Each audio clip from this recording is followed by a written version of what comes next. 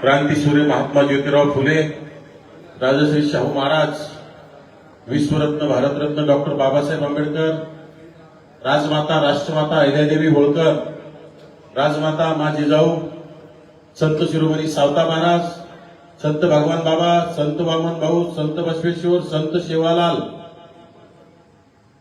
लोकनेते स्वर्गीय गोपीनाथरावजी मुंडे आणि ज्या ज्या महापुरुषांनी महामानवांनी ओबीसी बहुजनांच्या कल्याणासाठी आपलं आयुष्य झिजवलं, या सर्वच महापुरुषांना महामानवांना माझा मानाचा मुद्रा आणि त्रिवार अभिवादन. आज लोणार येथे होत असलेल्या ओबीसी जातनिहाय जनगणना जनजागृती अभियान सभा, त्या सभेला मंचावर प्राध्यापक लक्ष्मण हाके, बटुळे मामा, बजरंगजी सानप, बलबीरजी बारगजे, आमच्या जायबाईताई त्यांनी सुद्धा आता त्यांच्या गावात अगदी 1 तासामध्ये 500-600 लोक गोळा करून अचानक बैठक घडून आणली. खरं तर समाज जागा व्हायला लागलाय. ओबीसी समाजाला कळायला आपले हक्क अधिकार आपणच आपल्याला आता खांद्यावर घ्यावे लागतील हे आपल्याला कळायला लागलंय. तरुणांना कळालं पाहिजे, कारण ओबीसीचं अस्तित्व तुम्ही संपवण्यापासून थांबवू शकता. कारण गेल्या अनेक वर्षांपासून ओबीसीची जातनिहाय जनगणनेची मागणी आहे. या राज्यामध्ये देशामध्ये अनेक सरकार आले, अनेक सरकार गेले. भारत स्वतंत्र झाल्यापासून कोणी तुमची ओबीसीची जातनिहाय जनगणना केली नाही.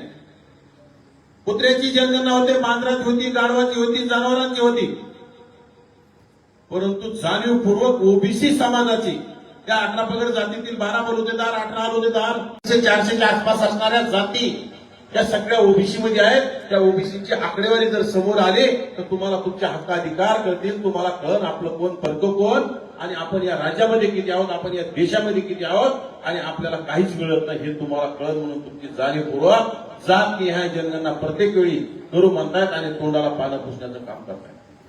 आज आपल्याला इंग्रजाचं कौतुक केलेलं बरं नाही.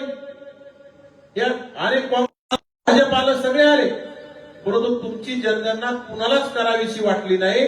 ती कोणी केली? इंग्रजांनी 1931ला केली होती. 1931च्या आकडेवारीनुसार या देशामध्ये आपण 52% आहोत, आणि 1931च्या नंतर आतापर्यंत आपल्यात वाढ झाली असेल तर कमी झाली असतील. 50% पाहिजे, 55%, 60% आपण 60%च्या आसपास नक्की असू. परंतु आपल्याला हिणवलं जात आहे, आपला वापर करून घेतला जातो प्रत्येक वेळेस. कुठलं सरकार आलं, कुठला नेता आला, कामापुरतं निवडणूक आले की आपल्याला गोड बोलल्या जात आहे. आता आमच्या श्याम भाऊनं मनावर घेतलं, लोणारमध्ये लोक जागे झाले पाहिजे, लोणार मधल्या तरुणांना कळायला पाहिजे. त्यामुळे श्याम भाऊनी पुढाकार घेतला. श्याम भाऊनी पुढाकार घेतला म्हणून तुम्ही इथं जमलाय, नाही तर आम्ही काय आज इथं तर उद्या तिथं. काल सातारा जिल्ह्यामध्ये, परवा सातारा जिल्ह्यामध्ये होतो, काल परवा साताऱ्यात गेली, काल सकाळी तिथून इथं आलो, पुन्हा इकडं, काल दिवसभर इकडं सभा, देऊळगाव मध्ये असेल या भागामध्ये. आज माझ्या मते 6वी सभा असेल दिवसभरात. लोकांचा उत्तम प्रतिसाद आहे, कारण की लोकांना हक्क अधिकार कळायला लागलेत. आपल्यालाच आपला झेंडा, आपला दाडा आणि आपलं बॅनर आपल्यालाच घ्यावे लागणार आहे. तुमच्यासाठी कोणी प्रस्थापित येणार नाही तुमची जनगणना करा म्हणण्यासाठी. तुमच्यासाठी कुठला आमदार येणार नाही की फक्त तुमचे मतं मागायला येईल, की फक्त तुम्हाला घुमवण्यासाठी निवडणुका जवळ आल्यावर येईल. तुमच्या मुलीच्या लग्नात येऊन बसल, पोत्यावर येऊन बसल, माझा भाऊ ये म्हणेल, खांद्यावर हात टाकीन, आपण खुश होतो. आणि भाऊ माझ्या घरात आला, भाऊ माझ्या दारात आला होता, माझ्या मुलीच्या लग्नात आला होता, माझ्या दुःखात आला होता. अरे बाबा, ते त्यांचं कामच आहे. येतील जातील, परंतु ते तुमचे प्रश्न बोलताय काय आपण हे लक्ष दिलं पाहिजे. 1931च्या जनगणनेनुसार कुणाला का वाटलं नाही? या राज्यामध्ये 60 वर्ष काँग्रेस होतं, काँग्रेसला सुद्धा काय वाटलं नाही तुमची जनगणना करावी. मग सरकार गेल्याच्या नंतर पुढं काय येतो बघा. सरकार गेल्याच्या नंतर राहुल गांधी आता 2024च्या विधानसभेला कसे म्हणतात, आमचं सरकार आलं की आम्ही ओबीसीची जातनिहाय जनगणना करू. मग अमित शहा साहेब म्हणताय आमचंच येणार ना, आम्हीच करू. मग करू म्हटलाय ना जनगणना, सरकार तुम्हाला दिलंय ना ओबीसीने भरभरून मतं, काम करत नाही. प्रत्येकाने आपल्याला फसवण्याचा प्लॅन ठरवलेला आहे. त्या प्लॅन मध्ये आपण गुंतत चालू, परंतु त्या प्लॅनच्या, त्या फसवणुकीच्या रॅकेटच्या आपण बाहेर आलं पाहिजे. 1931च्या नंतर कोणी आवाज सुद्धा उठवला नाही. 2010-11ला नाशिकचे तत्कालीन खासदार समीर भाऊ भुजबळ यांनी ओबीसीची जात निहाय जनगणना व्हावी असं लोकसभेमध्ये ठणकावून सांगितलं आणि त्या मागणीला लगेच या देशाचे लोकनेते दैवत स्वर्गीय गोपीनाथरावजी मुंडे साहेबांनी पक्षाला विचारलं नाही, कारण की भाजपचा विरोध होता त्यावेळेस जनगणनेला.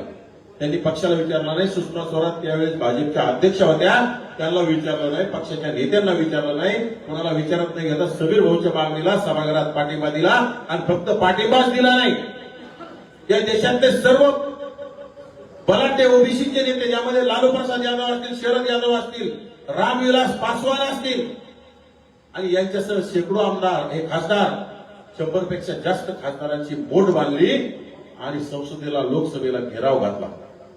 मनमोहन सिंग पंतप्रधान होते. मनमोहन सिंगाने ओबीसीची जात निहाय जनगणना करण्याला परवानगी दिली. जनगणना सुरू बी झाली. 11, 12, 13च्या दरम्यान जनगणना सुरू झाली, परंतु 14ला तुम्हाला माहिती आहे 14ला काय झालं? सरकार बदललं. सरकार बदललं किती? योजना गुंडाळून ठेवल्या जाते, नाव बदललं जातं. हे पहिल्यापासून चालत आलेलं आहे. सरकार बदललं की योजनेचं नाव बदललं जातं. मग 2014ला मोदी साहेब आले, आपली योजना गुंडाळून ठेवली. पण 2011ची जनगणना 2021ला व्हायला पाहिजे होती. जनगणना प्रत्येक 10 वर्षाला होत असती. मग 2011ची जनगणना 21ला केली नाही, 22ला केली नाही, 23ला केली नाही, 24ला कुठतरी निवडणुका जवळ आले की आपल्याला घुमवण्याचं काम सुरू केलं. सगळ्यांनीच आपल्याला घुमवलं, परंतु ज्यांना आपण दिलंय मतदान, भरभरून दिलं, त्यांनी आपली जनगणना करण्यापासून टाळायला सुरुवात केली. अरे या राज्यामध्ये 60% असणारा ओबीसी समाजाची फसवणूक, सगळे आपला मताचा वापर करून घेत आहे आणि आपण स्वस्त बसतोय. या राज्यामध्ये 12% असणारा मराठा समाज तुम्हाला हिरवतोय आणि ते 12% समाजाचं नेतृत्व करणारं ते आंतरवालीचं बेवडं, कुठलीच अक्कल नाही, कुठलं शिक्षण नाही, काहीच कळत नाही, मीडिया समोर शिव्या देतं. मला तर आता मीडियाची सुद्धा क्यू यायला लागली. आज मी ते फोटो पाहिले, ते असं वाकडं तिकडं बाजूला झोपलंय आणि मीडियाचे जे बूम असतात ना, नाव असतं त्याच्यात एबीपी माझा, जी24 तास, TV9 मराठी, साम टीव्ही, ते बूम त्याच्या पायकेशी, म्हणजे लोकशाहीचा चौथा स्तंभ त्या बेवड्याच्या पायथ्याशी. काय चाललंय या राज्यामध्ये, देशामध्ये? आणि बोललं की टार्गेट केलं जातं, बोललं की हल्ले केले जात आहे. परंतु आम्ही घाबरणार नाही. आमचा ओबीसी समाज जागा झालेला ज्यावेळी दिसतो ना आम्हाला, त्यावेळेस आम्ही कुणाच्या बापाला घाबरत नाही. सत्य बोलणार, खरं बोलत राहणार. सरकारला राग आला तरी चालेल, कुठल्या जातीला राग आला तरी चालेल, कारण आपण कुणाला विरोध करत नाही. जसं ते 5वी नापास आपल्या सर्व ओबीसीना विरोध करतंय. मामू, मुस्लिम समाजातील सुद्धा अनेक घटक ओबीसी मध्ये आहेत. अनेक मुस्लिम बांधवांनाच माहित नाही आपण ओबीसी आहोत म्हणून. की तुम्हाला सुद्धा आता मुस्लिम बांधवांमध्ये जनजागृती करावी लागणार आहे. आपल्याला सगळ्यांना एकत्र आणावं लागणार आहे. अरे मुस्लिमांना टार्गेट केलं जातं, दलितांना टार्गेट केलं जातं, आदिवासींना टार्गेट केलं जातं. ओबीसी मधले जे मूळ घटक आहेत, माळी, धनगर, वंजारी, बंजारा, नगर जिल्ह्यामध्ये राशीनमध्ये तिथं महात्मा फुले, क्रांतीसूर्य महात्मा ज्योतिराव फुलेंचा चौक, अरे याला चौक खपला नाही, त्या चौकाची रात्री तोडफोड करून टाकली. जिल्ह्यामध्ये चौका म्हणून गाव आहे, तिथं संत भगवान बाबाच्या चौकाजवळ अगदी 3 फुटावर विनाकारण जाती तेढ निर्माण करा म्हणून तिथं पुतळा बसवला. आणि त्या छत्रपती शिवरायांना कोण विरोध करणार? छत्रपती शिवराय आम्ही सांगितले जगाला. तुम्ही तर ज्या टायमाला छत्रपती शिवराय लढत होते ना, त्यावेळेस हे मुघलाशी चाकरी करत होते, निजामाची चाकरी करत होते. छत्रपती शिवरायासोबत कोण होते? या राज्यातले मुस्लिम समाज होता. या राज्यातला 18 पगड जातीतील 12 बलुतेदार, 18 बलुतेदार होता. छत्रपती शिवरायांचे विश्वासू शिलेदार खरे जास्तीत जास्त मुस्लिम समाजाचे होते, शांभाऊ. आणि छत्रपती शिवरायांची शिवजयंती आणि छत्रपती शिवरायांची समाधी, छत्रपती शिवरायांची समाधी त्यांच्या वारसांना, त्यांच्या वंशजांना सापडता नाही आली. ती किती शोकांतिक आहे.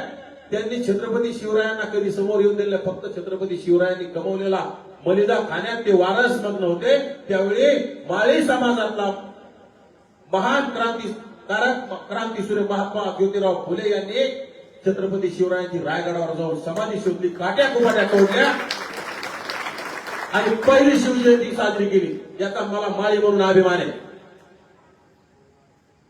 माळी समाज खूप मोठ्या मनाचा आहे. सगळ्यांना सामावून घेण्याचं काम केलं या राज्यामध्ये, देशामध्ये. छगनरावजी भुजबळ साहेबांनी ओबीसी साठी अनेक वेळा मोठ बांधण्याचं काम केलं, सगळ्यांना एकत्र आणण्याचं काम केलं, कधी दुजाभाव केला नाही. परंतु आज वय असतं, प्रत्येकाची तब्येत असती, अडचणी असतात, ते बोलत नाही, पण आपण बोलतोय ना. त्यांच्याच पुत्यानं लोकसभेमध्ये ओबीसीची जात न्याय जनगणना करावी पहिली मागणी केली की आपण एकत्र आलं पाहिजे. आपण एकत्र, एकटा माळे म्हणून लढून चालणार नाही, एकटा धनगर म्हणून लढून चालणार नाही. एकटा धनगर म्हणून लढलं टार्गेट केलं जाईल, एकटा माळे म्हणून लढलं टार्गेट केलं जाईल, फक्त वंजारी म्हणून लढलं टार्गेट केलं जाईल. अरे मी ओबीसी म्हणून लढा, आपण ओबीसी म्हणून लढा, तर आपण एकत्र राहू, एकत्र लढू. आणि थोड्या छोट्या मोठ्या गोष्टी इतक्या बारीक बारीक विचार करून पण महत्वाकांक्षा दूर सोडा. मी जर ठरवलं बटुळे मामा माझी जागा घेऊ शकत नाही, कारण की बटुळेचे, मी हाकेसरांची जागा घेऊ शकत नाही, कारण की हाकेसरच. प्रत्येक नवनाथ वाघमारेच्या जागेवर राहणार आहे, ज्याच्या कर्तृत्वाने मोठं होतं. परंतु सर्वांनी मिळून समाजासाठी काम केलं पाहिजे. गाववाड्यातल्या लोकांनी एकमेकाचे पाय ओढले नाही पाहिजे. माळ्यांनी, धनगरांनी, वंजाऱ्यांनी, बंजाऱ्यांनी, लिंगायतांनी, या सगळ्यांनी एकत्र येऊन गावगाड्यातील मायक्रो ओबीसींना ताकद देण्याचं काम, संरक्षण देण्याचं काम केलं पाहिजे. गेल्या 2-3 वर्षापासून त्या बेवड्याचं आंदोलन सुरू आहे, तेव्हापासून मायक्रो ओबीसींना मारहाण केल्या जाते. जाणीवपूर्वक मुस्लिम समाजाला सुद्धा हेच लोक टार्गेट करतात. वेळोवेळी छोट्या एक समाज एक टार्गेट, एक समाज एक टार्गेट, एक समाजाचा नेता. भुजबळ साहेबांना टार्गेट, धनंजय मुंडेंना टार्गेट, पंकजाताई टार्गेट, इकडं संजय राठोड टार्गेट, गोपीचंद पडळकर टार्गेट. आम्ही तर कार्यकर्ते, आम्हाला तर कोणी टार्गेट करत. आम्ही बोलतो, आम्ही बोलणारच. आमच्यावर हल्ले होते, आमच्या गाड्या जाळल्या जातात, आमच्यावर दगड फेकल्या जातात. आम्ही बोलणार, बोलत राहणार जोपर्यंत आमच्या श्वास आहे तोपर्यंत, आणि जोपर्यंत तुम्ही आमच्या सोबत आहे तोपर्यंत बोलत राहू. आम्ही काय गावगाड्यातील शेतकऱ्यांचे लेकरं, आम्ही काय सोन्याचा चमचा घेऊन तोंडात चमचा घेऊन जन्माला आलेलो नाही. त्यामुळं आपण एकत्र राहिलं पाहिजे. ओबीसीची जात न्याय जनगणना 2011ला गोपीनाथरावजी मुंडे साहेब, समीर भुजबळ यांनी मागणी केली, आणि तेव्हा सुद्धा सुरुवात झाली, बंद झाली. पण आता ही जनगणनेची संधी आता आलेली आहे, आता आली. त्याच्यानंतर जर आपण झुकली तर पुन्हा 10 वर्ष पुढे जायचं. 10 वर्ष पुन्हा कोणाचं सरकार येतं, ते काय करतेत नाही करते, तो त्यांचा प्रश्न आहे. त्यामुळं आम्ही नाही तो कभी नाही.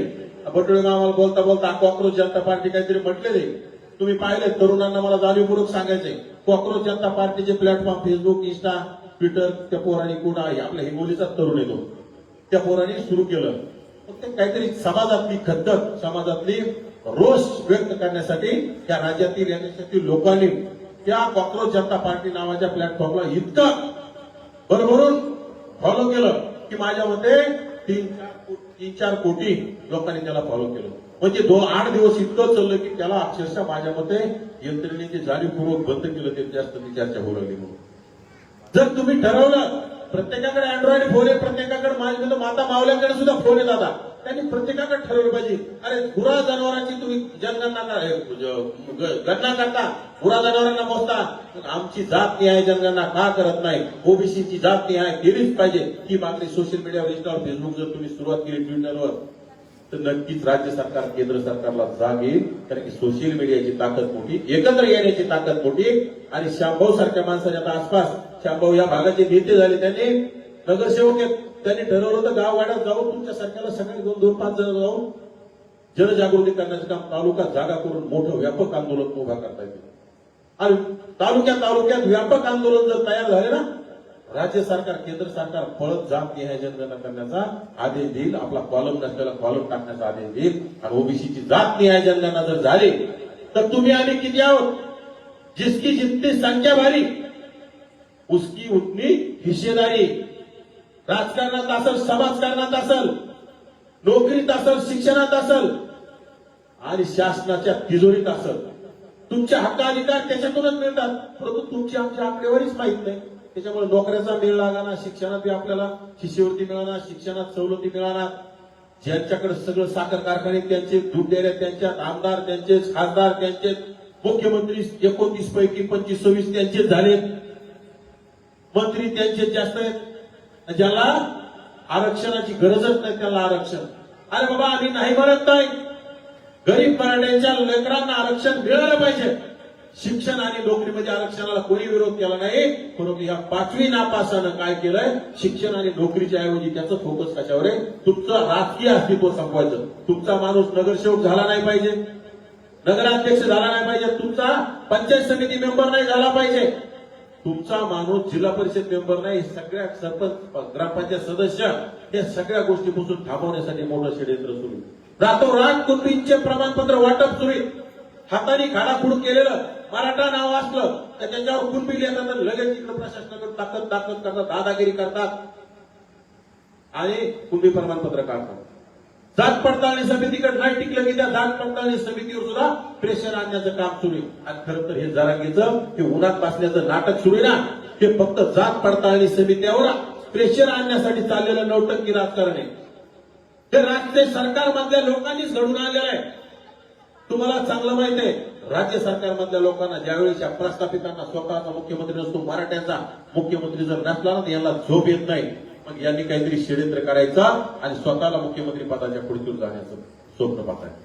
आणि तुम्ही काही फरक पडत नाही, पण तत्कालीन मुख्यमंत्री एकनाथ शिंदेने इतका जातीवाद केला. एकनाथ शिंदे मुख्यमंत्री असताना राज्यामध्ये लाखो कुटुंबी प्रमाणपत्र, बोगस नोंदीमार्फत प्रमाणपत्र वाटप करण्याचे आदेश प्रशासनाला दिले. रातोरात प्रमाणपत्र वाटले आणि आता अनेक ठिकाणी पिंपरी चिंचवड सारख्या ठिकाणी 30 नगरसेवक ओबीसी जागेवर मराठ्यांचे झाले.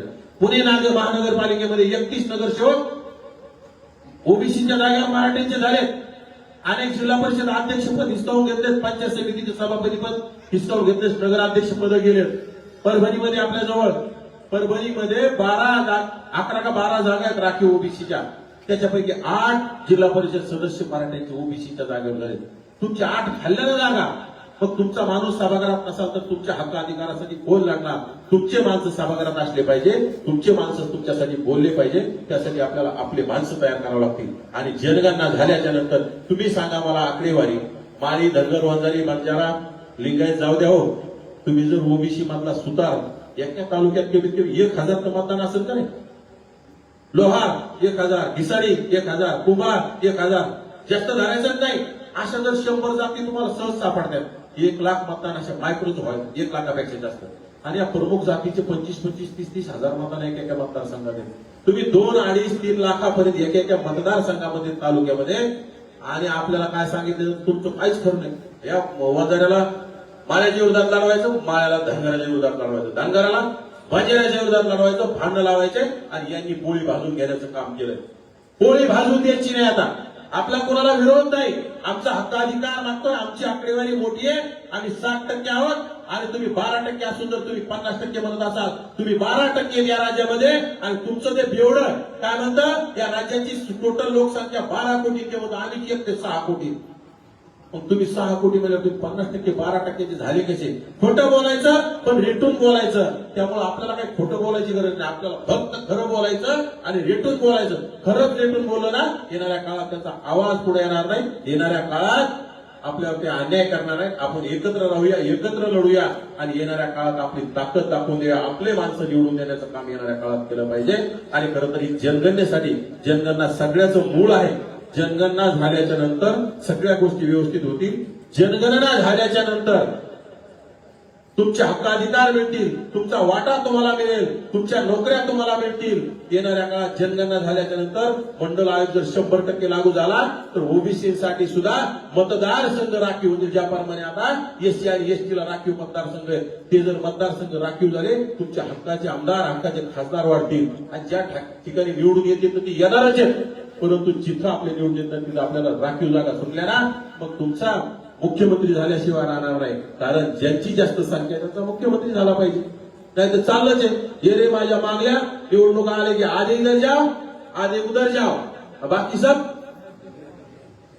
म्हणजे आपण लटकलेलेच. पुन्हा त्याच्यामुळे आता जागा व्हा, एकत्र या. सर्वांना कळकळीची विनंती, ओबीसीच्या जात न्याय जनगणनेसाठी गावगाड्यातील लोकांना जागा करा, आवाहन करा, सोशल मीडियाच्या माध्यमातून व्यक्त व्हा, पोस्ट टाकत राहा आणि श्यामभाऊ श्याम यांच्या नेतृत्वातून लढत राहा. सगळे एकत्र या अशी आपण सर्वांना कळकळीची विनंती करतो. आणि नक्कीच आमच्या तुमच्या लोणारच्या आजच्या आम्ही भागात फिरलो, नक्की समाज जागा झालाय, समाज जागृत आहे, या भागात शिकलेला आहे, सुशिक्षित आहे, सर्वांकडून अपेक्षा आहेत आणि नक्कीच अपेक्षा पूर्ण करतील अशी आशावाद मी व्यक्त करतो आणि माझं भाषण थांबवतो. धन्यवाद. जय ओबीसी, जय ज्योती, जय क्रांती, जय भीम, जय संविधान.